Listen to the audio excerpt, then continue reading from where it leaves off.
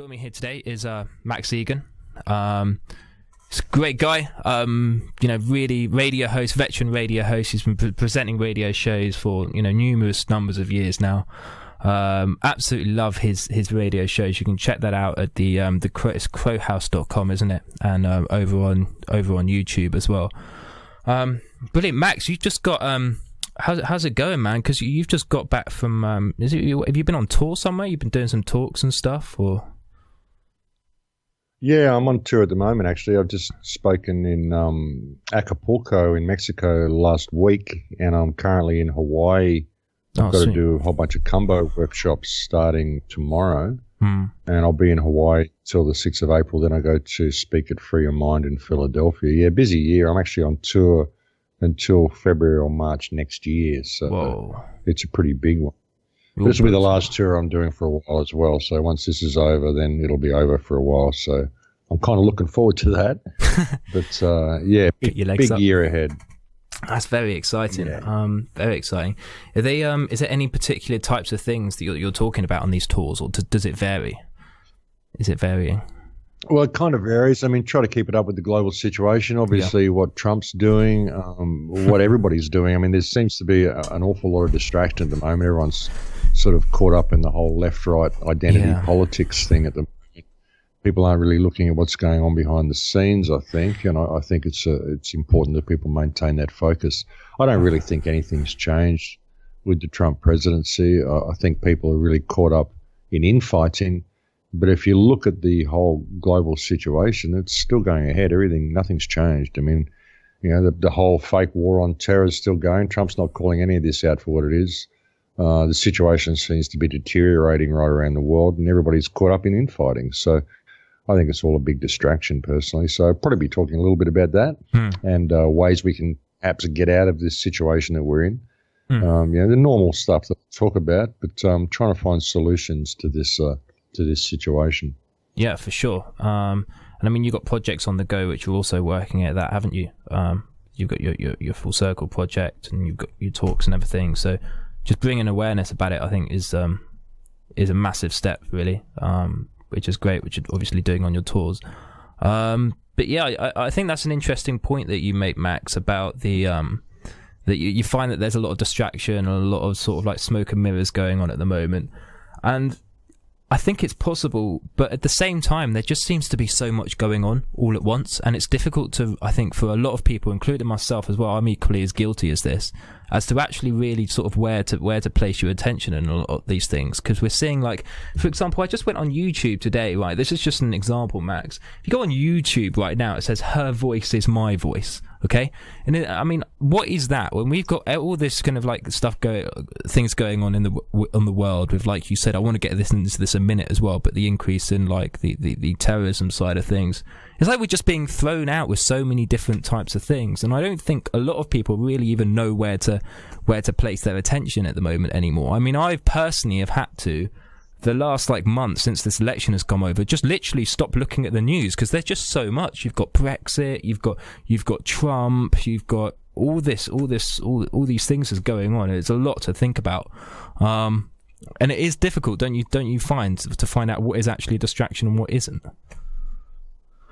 Well, I think most of it is a distraction. I really do. I mean, even with the release of this Vault 7 information that just came out yesterday or the day before. This has just confirmed everything we knew. There's nothing new that has come out in that release. This has just confirmed what we've been saying to people for years. Yes, your computer is spying. Yes, you need to cover up your microphone and to cover up your camera. And yes, your television is spying on you. We've been telling people this for years. They just didn't believe it, but now they do. But I mean, I really think that they're doing this because they're running scared. I think so many people are seeing this for what it is. They're seeing that it's a farce. It's like a puppet show. It's like a kindergarten. It's like squabbling kindergarten. It's two factions in the kiddies group that are squabbling over American politics. I mean, you got the neocons attacking Trump and Trump attacking the neocons. It's just two different business plans ultimately moving towards the same agenda. And I think that people are seeing it as being a complete schmozzle. They're seeing that these people are bumbling fools. They got no real idea what they're doing. And the politicians are running scared. They've got to keep people distracted, or else people are going to wake up to the fact that they're being played. This whole thing has been a play. And I think they're doing everything they can to make sure people are distracted and keep them fighting about identity politics, keep them worried about this and worried about the future. And all this release of this Vault 7 stuff is just lulls people into complacency. Oh dear, they're looking at us. Oh well, that's just the way it is, and they'll go on with life. They'll just forget about it. So it's all a play. It really is all a play. Hopefully, people will wake up to the fact that there are no leaders, that there is no left and right, that it's all been one big act of theatre, and that they have to lead themselves. I mean, that's what Full Circle Project's about, the project you mentioned before. I mean, this is about getting people motivated on the ground in their own communities, hopefully realising that no one can lead them. There is no one going to come along and lead them to safety if they're not prepared to do it themselves. But, you can get involved in your own community if you've got a support group around you. That's what Full Circle Project's about, just creating those support groups, getting involved. And hopefully people will. But hopefully people will rise above all this theatre and see that it's just that. It's theatre. It really is. Yeah. I agree with you with the theatre aspect. It's something I've just I find Max from stepping back and just looking at it from sort of like a non-judgmental kind of perspective. You can kind of see that it's all just a play in so many different regards. But at the same time as this play is going on, I mean, people are getting murdered and slaughtered. So it's not really a game, to be quite honest with you, is it? This is a very serious. This is a real situation we're dealing with right now. Well, it is. It's very serious, and people need to see the seriousness of it, but they also need to see how much theatrics are involved in it. They really do. I mean, like Trump. I mean, this guy's got his Twitter accounts and all of this sort of stuff. I mean, it's humanizing everything. I mean, it should show people what a farce this is. The whole thing's a complete farce, and hopefully they will step above it. That's what I'm hoping to see. I'm not seeing a lot of it, but hopefully we will see some of this in the future. I mean, yeah, people are dying. It is very serious, but again, it's theatre for the masses, and they've got to see how they're being played. Get out of this left-right paradigm. There is no left, there is no right. I mean, Trump is still the state. The state is the state, and the state is still continuing its agenda. They're still bombing Yemen. They're still bombing Syria. Nothing's changed. So people really need to step back and look at it. I really think they do. Would you not agree to an extent that Trump is trying to make some sort of positive change here? Because there's that argument, isn't there? And there's something which I've seen. I'll be interested to get your perspective on this. That Trump, he wouldn't be in the position he is in right now unless he had surrounded himself with some certain people who are part of that deep state, as it's called. It just wouldn't have been possible, would it? Like, he couldn't have got to that position, and now he's in that position. But perhaps he has, he feels that he can make some sort of small change. Although he has the point as well, which if he makes anything drastic, like hugely goes and just stops everything, stops what Israel's doing to Palestine, for example, then he'll get taken out. But at least he's in that position. Do you buy or see that perspective at all? Is that something you can relate to a little bit? Look. Yeah, maybe, but I don't think he would have ever got to be president if he wasn't a player. And I think when I look at his foreign policy, absolutely nothing has changed. I think America has been allowed to deteriorate so Trump can come along and rebuild it the way he promised, and people will rally behind him for doing so. But I think this whole concept that he's the downtrodden underdog and he's desperately fighting to get his things through, I think this is theatre. I really do. I think it's all theatre for the masses, just to get the independent media rallying behind him as a cheer squad and to allow things to continue. I think it's theatre. I really do. I don't think there's any real fight. He did a speech the other day with a big painting of Hillary Clinton behind him. Why hasn't he had Hillary Clinton arrested? And this was one of his campaign promises, that he was going to get her arrested. One of his campaign promises was he was going to investigate 9/11. He's not doing any of this. So, no, I think it's a play. I think the whole thing's been a play. I don't think he's a downtrodden underdog at all. I think he's been going home and having dinner with these people. I don't think that this whole enmity between the two sides is real at all. I think it's all been whipped up. It's all been cooked up. I think they want conflict. They want people to be fighting against each other on the street, thinking there is a left and a right, when really the whole globalist agenda is still plodding forward in the same direction. I haven't seen any change at all from the Trump presidency. It's all theatre, personally. So I've spoken to a couple of people from the States recently, Max, and they said they've never been in a bigger point where they felt so much division as at any point as there is now with this whole thing, with these whole two sides, and it both getting cooked up. And a lot of people, say they are preparing for revolution, but at the same time, I'm not sure if I can completely see people going out on the streets and just fighting each other left and right,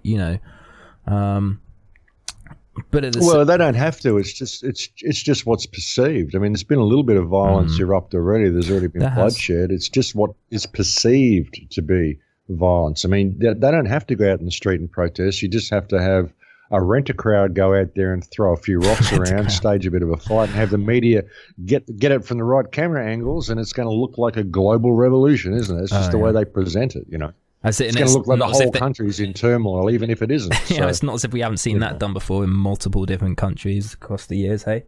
Exactly. As Henry Kissinger said, it isn't a matter of what is true. It's a matter of what is perceived to be true. Mm. And the media can play it any way they want. And that's the way I see it going.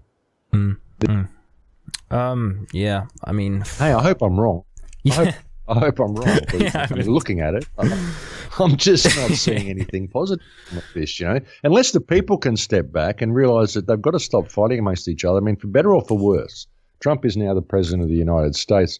The people that are out there protesting his presidency are essentially protesting democracy. They're protesting the fact that they lost the vote. I mean, that's ridiculous. Yeah. If you respect democracy, you're not going to be out there protesting. It's now a time that the people should unite as one nation and step back and see what this man's going to do, because if they were to do that, then that would give them control over the situation. But at the moment, with all of this division, at a time when there really needs to be unity, we're seeing more division than ever. They're not giving themselves any control over the situation, and that's what it's all about. That's why all this division's been cooked up. And anything that can get you fighting about, they're happy for you to fight about. They don't even care which side you're on, as long as you're out there on a side and you're fighting with the guys on the other side. That's what it's all about, divide and conquer. Mm-hmm. And it just looks like these important issues need to be addressed, I think, Max. And like you said, I don't see them being addressed necessarily. I mean, my big one, which I talk about, is just and I know you've talked about this as well, but it's just that I don't understand how. Okay, I quite appreciate and I quite like certain aspects of Donald Trump. I'm not going to lie, but I don't understand how he thinks he's going to fix the economy or particularly make any change when the country itself is in multiple $1 trillion worth of debt. And this isn't just America, it's all across the world as well. So with this money sort of like debt thing, I don't think until that's even, I haven't even heard it, I don't know about you, Max, I haven't even heard it mentioned anywhere within politics. But it just stands out to me like that is one of the most like obvious things which at least would need to be sort of like get looked at before any sort of like change gets made, because otherwise you're going to continue with the war. There's still going to be big business surrounding war. Big corporations don't necessarily have any morals at all.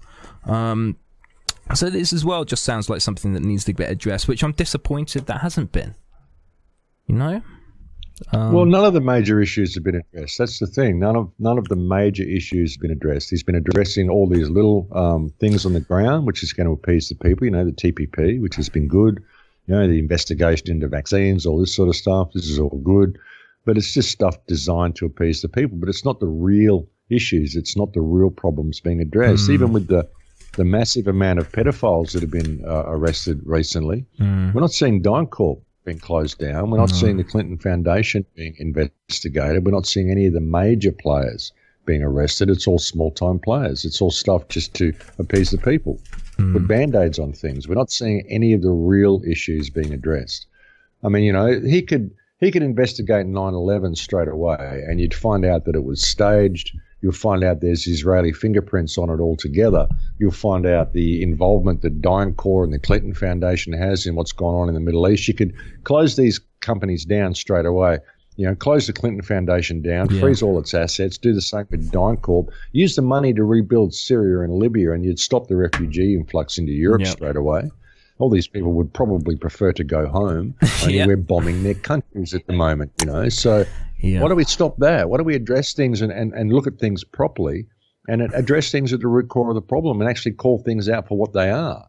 And the fact that he's posturing against Assad in Syria, and he's still saying what's going on in Syria is a civil war when it's not. It's a covert invasion. The fact that he's still posturing against Iran, the fact that he's still posturing against Russia, none of the policies are changing. It should show people this is all theatre. So they've got to put down this divide and conquer programming that they're running. They really do. They've got to step back and look at things and call things for what they are. You know, they could fix things on the ground themselves if they were to unite as one people in the United States, and we're just not seeing this happen. There's too much of this infighting, and it's been so contrived. And like I said, they don't care what side you're on, and whatever they can cook up for you to argue about, they're quite happy for you to do so. As long as you're arguing, as long as you're fighting with other people and you're not addressing the system.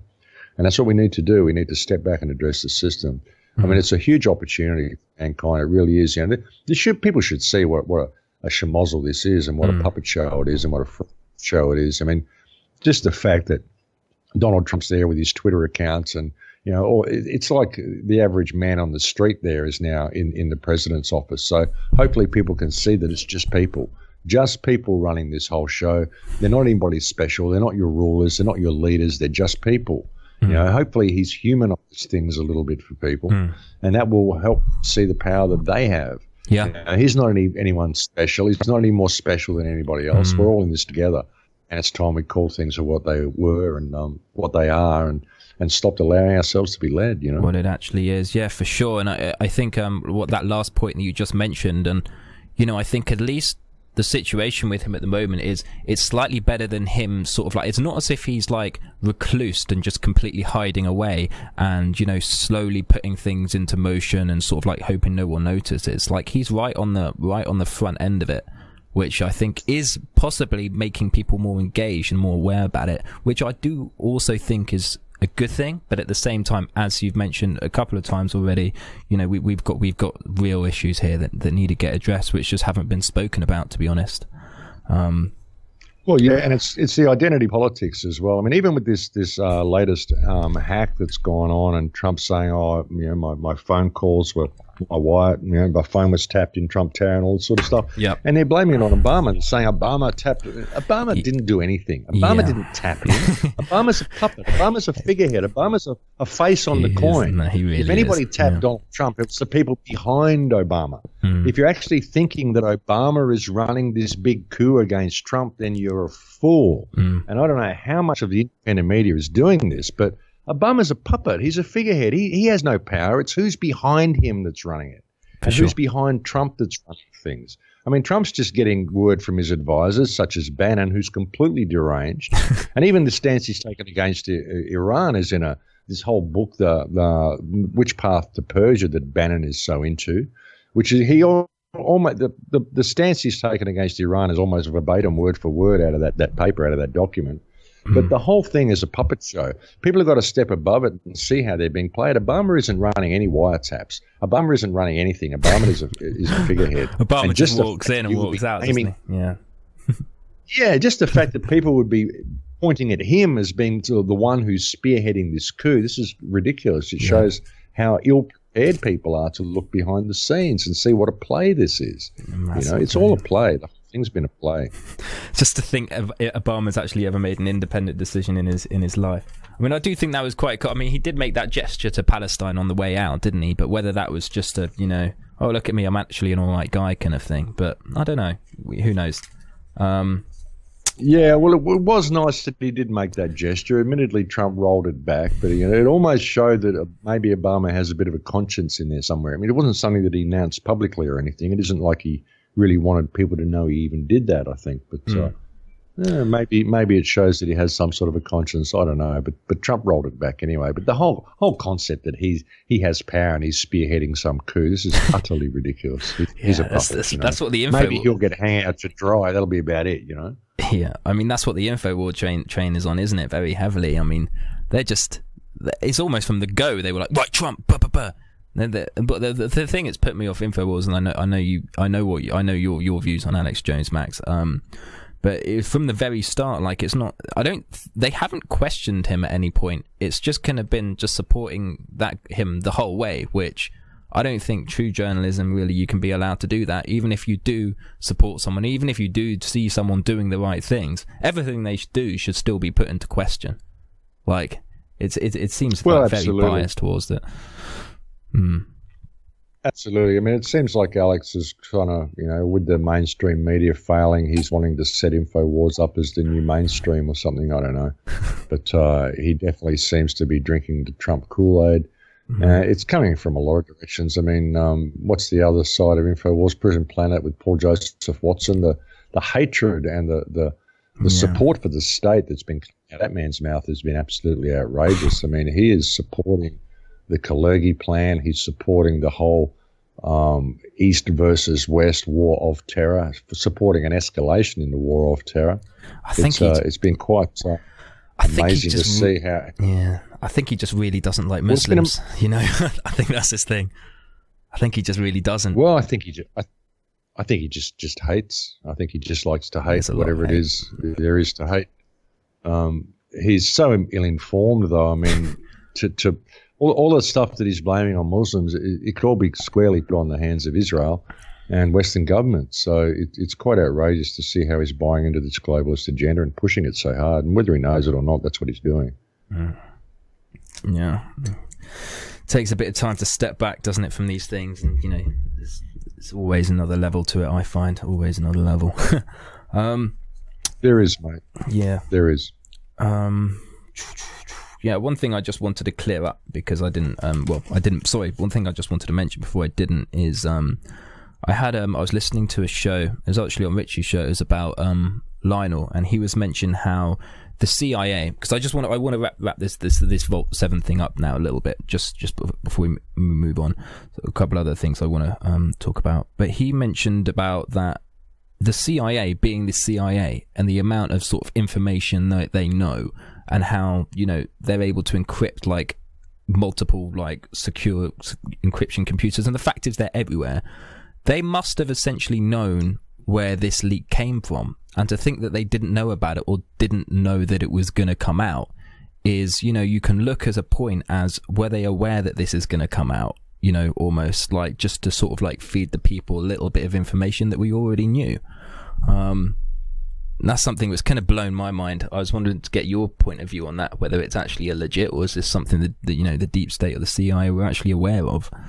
All the world is a stage, brother. Yeah. All the world is a stage. And like I said, nothing that's come out in this Vault 7 dump has surprised me. I mean, it's all stuff that we already knew. It's stuff I've been telling people for years. Yeah. And other people have been telling people for years. So it just kind of confirms it. And it lulls people into a state of complacency. It's like when Snowden leaks first came out. Oh, my God, look how the CIA is spying on you. And everyone kind of accepted it. Oh, gee, this is terrible. But then it just became a matter of norm. Then it becomes that matter of norm, doesn't it? Oh, people, the government spy on us. We know that. We're not going to question them about it, but we were told about it in a leak that they're spying on us. We can't really do anything about it, so it's just going to become part of the sort of like collective conscious awareness now that our government spies on us, Exactly, and that's what they've done with this leak as well. I mean, I think so. People, the Snowden leaks were coming out, and then another Snowden leak had come out, and then another one, and it got to the point where people go, oh yeah, another Snowden leak, we already know. Another WikiLeaks leak, oh yeah, we already know. So it's like that. I mean, you look at the timing of it, the timing of the release of the Clinton emails, the timing of the release of this. Well, all of this stuff's going on with Trump, and now they bring this out as well. It's just externalization of the hierarchy. This is what we've been talking about for so long. And people just take it in their stride now, all this sort of stuff. They just accept that this is what's going on. Yeah. So, yeah, I think it's all controlled. I think all the world is a stage. Yeah, and that's one thing I'm working on, Max, with this show is, really trying to go after the head of the snake a little bit more, than focus on the things which are just more of a distraction and an irrelevance, because I don't want to get caught up in that, because it's easy to do. It's very easy to do. It's easy to get caught up in it and have loads of debates about it, but just going back to that point that you mentioned, and I love that you say this every time you say it, I'm like, yes, when you're just like the whole world is a stage, and I think it's completely true on multiple levels. I really do. And it's about it is true, brother. I mean, they know what they're doing, and they know how we're going to react to certain things, and when you look at the flow, and it's all following the same agenda and always leads in the same direction, and I think all of it is planned. There's no way that this amount of data would be released and them not know about it And like I said, it hasn't told us anything new. I mean, WikiLeaks has never really told us anything new. All it's ever done is confirm stuff that we already knew, stuff we've been talking about for years. So, it's just the externalization of the hierarchy. That's what it seems to be to me. Yeah, I could literally almost see now, like, all this stuff was just put in place for you. I can just see, like, someone sitting there saying, all this stuff was planned and it was put in place. All of it. All the things you thought were leaks, all the things you thought were real. We set it up. And that's how cunning I think these people fucking are. That or you can say people, or you can say whatever you think, but that's how cunning I think they are. I really do. And yeah, that's why, I mean, like you mentioned about the local movements, I think are really strong and really powerful, and something which I know you're pushing, you're doing a lot with, and I really commend you for that. I think it's great. Something which I'm looking at doing as well. I mean, we've got a thing here in the UK.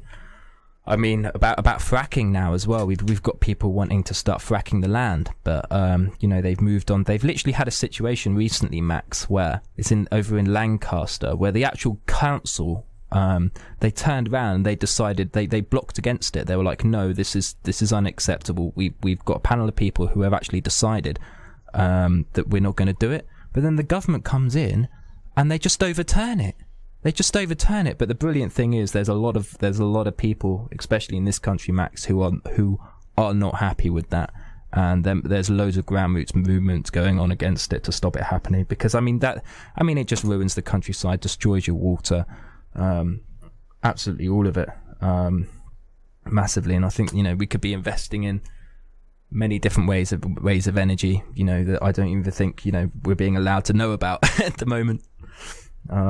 Well, the bottom's dropped out of the gas market as well. I mean, it's dropped out of the whole market. They can't even get the price they want for it, and there's so many other ways of creating energy. You got to look at it. Why are they really doing it? Obviously, it's not to harvest the gas. Obviously, it's to destroy the groundwater, because it's outpriced itself. It's not profitable to even harvest coal seam gas. It's just not profitable anymore. There's too many people doing it. The bottom's dropped out of the market. So why are they really doing it? Destroy the land. So Max, what if you're over in, obviously you're over in Hawaii at the moment. Have you got a couple more talks lined up to go there, or where are you off? Where are you off to next? Where's on the plan? I'm off to. Well, I'm here doing some combo workshops and just some get-togethers and meetups with people, kind of meet and greets. Yeah. But the next major conference is in Philadelphia on April 7th to 9th at Free Your Mind Conference. That's going to be good. I'm looking forward to that one. That's with a whole bunch of people, and Mark Passio and Freeman's going to be there, and all sorts of people will be there. Then I'm going over to a talk in California at a place called Bears Paw on the 23rd of April. That's with Benny Wills and Bernard Gunther and a whole bunch of people as well. I'm looking forward to that one. Then I got a talk in Ohio on the 5th of May at Rock the Farm, which is a gig. They have bands for a couple of days, and they get me up to bend their minds for an hour or so during the middle of the performance. And then I'm going over to AV8 in England. I'm looking forward to that again, Ian Crane's gig at Horwood House. That's around about the 20th of May, I think.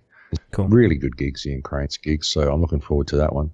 I've got a whole bunch of stuff I've got to do. I've got some stuff to do in Europe from there. Then I've got to go to Lebanon to the Palestinian University there. Ending up in the Open Mind Conference in Denmark in September. And then I'll be kind of hanging around. I'll be back in Peru. Then I've got to go back to Mexico next February for Acapulco again. And then I've got to go to Ireland in the late February or early March 2018 for the Open Mind Conference in Ireland. And that will be the last gig that I'm doing. So that's this tour. It's kind of from February to March next year. So it's like a 13-month tour. So it's a lot of miles to cover. But it'd be good doing it. It'd be good to get to see everybody. But after that, like I said, I'm going to have time off and stay home for a while. Getting tired of the traveling. It sort of does take its toll on you after a while. Yeah. Cool. Yeah, the traveling parts. I mean, I guess it's really fun, but it's always nice to sort of like sit back and because obviously I'm sitting back and working with this radio show at the moment. I'm really not doing much traveling at all, but it's nice. But at the same time, traveling's always nice and good, but being here, it's great because it sort of allows me just to sit down and sort of speak to people from all over the world, which is so much fun. I really enjoy it. Yeah, well, traveling's grueling. It really is. I mean, it takes it out of you when you're doing so many miles and travelling through different time zones all the time. And it's all nice to go and see places and stuff, but it is grueling, and it really does take sap your energy out of you, and it's just not good for the health. Travelling should come with a health warning. Flying should definitely come with a health. But yeah, I mean, it's kind of glamorous in some ways, but it's very, very grueling in others. And I'm very much looking forward to it being over and looking forward to having some time off. I've been kind of traveling almost constantly since 2012, so it's going to be good to have some time. Nice. Cool. All right, Max. Is there any other? So I've gone through quite a lot of questions. Were there any other areas which were on your mind at the moment that you want to discuss or talk about that we could go into? Because I know. Well, look, with all of this that's happening, I just hope people see the opportunities that it provides for us. Because I mean, Trump is a reflection of the people of the United States. Trump had to happen. The whole situation in the United States at the moment had to happen. Same as Brexit had to happen. Same as this migrant influx into Europe had to happen. All of this had to happen, and it's all been a result of people's tolerance of evil, tolerance of corruption, tolerance of governments getting away with what they've been doing. We know what they've been doing. Everybody knows the governments are corrupt. We've been talking about it for years. I remember when I was a kid, my parents were complaining about the government over the kitchen table. They knew back then the government didn't have their best interests at heart, but nobody does anything about it. We just tolerate all this stuff. We tolerate this fake war of terror. We tolerate all these countries being bombed. We tolerate all the stuff that gets done. Trump has to come in and fix the vaccination problem because we tolerate these vaccinations. We tolerate the TPP. We tolerate all this stuff being signed without really doing anything about it, except offering a bit of lip service. So hopefully we're going to see that this is all the result of us. It's all the result of us failing to stand up for ourselves and stand up for what is right. It's our tolerance of this wrong behavior by people. That's what's going on. That's what's caused this whole situation to come about. And that's the only way out of this situation as well, is for us to stop tolerating this type of abuse and stop tolerating this type of evil in the world. Stop worshipping our masters the way we do. Stop tolerating the slavery system that's inflicted upon us. That's the problem. That's always been the problem. And and it doesn't matter what sort of a system anybody comes along and offers us to lead us to safety. It doesn't matter where the people of America think Trump is going to lead them. If they're not prepared to lead themselves and they're not prepared to stand up against corruption and against evil and to not tolerate this sort of stuff anymore, then they're just going to end up in the same position. Trump isn't going to lead them anywhere if they're not prepared to lead themselves. Now, that's what this is. Hopefully this is a time that the people will see that they actually have to take responsibility for themselves. And that's what this is, and hopefully that's what this will lead to. And that's the only good thing I can see coming from the Trump presidency, is it exposes the system as being the complete farce that it is. Hopefully people will see that.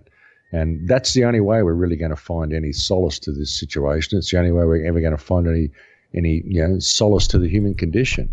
It's the only way we're ever going to find any way out. It's got to come from ourselves. It's got to come from us adjusting our moral compass, adjusting our heart space, and being prepared to stand in that. Not taking a backward step to authority and taking a backward step to corruption. That's what's going to change things. And until we're prepared to do that, until we're prepared to allow each other to think differently, to have different ideas of what freedom may look like, to hold different belief systems, believe in a different religion or a different concept of what the earth is or whatever, it doesn't matter. Yeah. Respect each other's ideas, respect each other's differences, and gain some common focus towards freedom. The thing is with this system, the people who control us, they all believe different things. They all follow different beliefs. They have different religions. They have different ideas about the way the world should go, and they allow themselves to think differently, vastly differently, but they still have that common focus, which is human slavery, and they work very hard to achieve that, to achieve the lockdown of the human species. And we, as a response, we are continually arguing and fighting and niggling amongst each other over little points and little things that we disagree with, rather than having that common focus on freedom, which is what we need to do. If we could do that and allow each other to think differently, we could be a very, very strong force. I mean, there's billions of us. We could be a force to be reckoned with. We could take the world in any direction we want.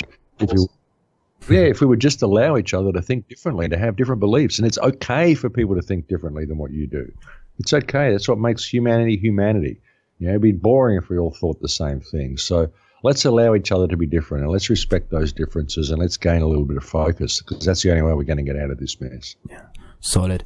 Max Igan, thank you very much for coming on my show today, mate. It's been a pleasure having you on, and it's been great talking and great catching up as well. Really enjoyed it. Always a pleasure, Luke. Not a problem. And anybody who wants to check out any of my stuff, you can go to thecrowhouse.com and you'll find everything there. Crowhouse.com. Fantastic. Okay, Max. Cheers, brother. We'll speak again soon. Okay, Luke. Bye-bye. Bye, Max. See ya.